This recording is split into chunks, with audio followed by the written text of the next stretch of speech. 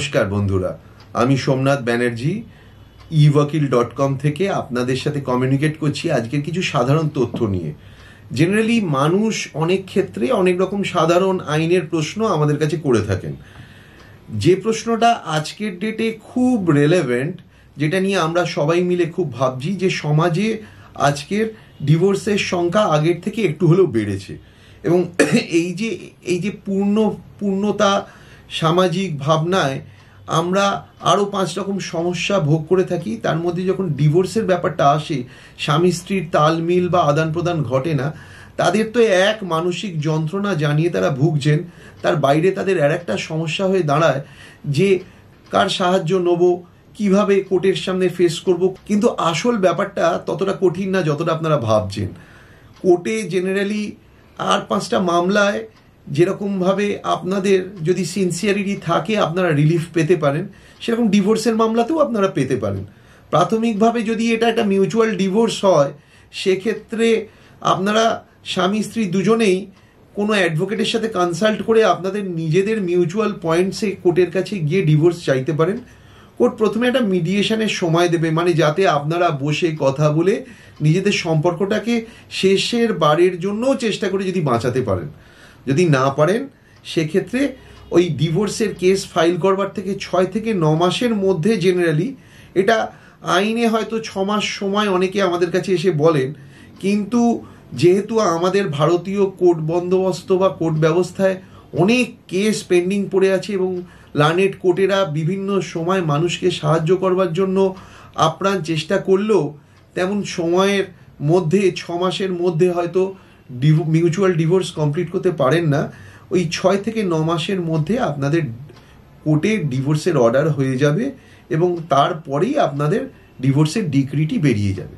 কিন্তু যদি এটা ধরুন একটা কন্টেস্টেড ডিভোর্স হয়, মানে স্বামী বা স্ত্রী কেউ একজন ডিভোর্স চাইছেন, অন্যজন রাজি হচ্ছেন না, সেক্ষেত্রে আপনাদের জন্য যেটা সবথেকে সহজ উপায় হবে, আপনি আপনার মনের পছন্দ মতন একজন উকিলবাবুর সাথে যোগাযোগ করতে পারেন। সেই কাউন্সিল আপনার কাছ থেকে সামগ্রিক আপনাদের বৈবাহিক জীবনের ঘটনা শুনবেন, শুনে আপনার আসল ঘটনার পরিপ্রেক্ষিতে একটি পিটিশন তৈরি করে আপনাকে সেটা দেখিয়ে কনফার্ম করবেন এবং কোর্টে সেই পিটিশনটা তিনি জমা দেবেন। অতএব এইভাবেই মামলা শুরু হবে এবং উল্টো পক্ষকে আপনার পিটিশনটা কমিউনিকেট করা হবে সমন মারফত এবং তিনিও কোর্টে আসবেন। আপনার এই যে লেখা পিটিশন, তার একটা রিটেন অবজেকশন তিনি জমা দেবেন। এরপরে কোর্ট সর্বপ্রথম চেষ্টা করবেন ওই একই মিউচুয়াল ডিভোর্সের মতন একটা মিডিয়েশন প্রোগ্রাম চালাতে, যাতে আপনাদের মিলমিশ হয়ে যায়। এবং মিলমিশ যদি সেক্ষেত্রে না হয়, কোর্ট আপনাদের মামলায় সাক্ষী নেওয়া শুরু করবেন। দুপক্ষের সাক্ষী শেষ হলে তখন যদি আপনার কেসটাকে কোর্ট যথাপূর্ণযুক্ত মনে করেন, তাহলে আপনাদের এই কেসের রেফারেন্সে কোর্ট ডিভোর্সের অর্ডার পাস করবেন এবং সেই অর্ডার থেকে ডিক্রি হবে। মোটামুটি এই পুরো বিষয়টায় 3 থেকে 4 বছর সময় লাগে এবং সত্যি এটা খুব যন্ত্রণাদায়ক। স্বামী স্ত্রীর বিরুদ্ধে মামলা করছেন বা স্ত্রী স্বামীর বিরুদ্ধে মামলা করছেন, এটা একই যন্ত্রণাদায়ক।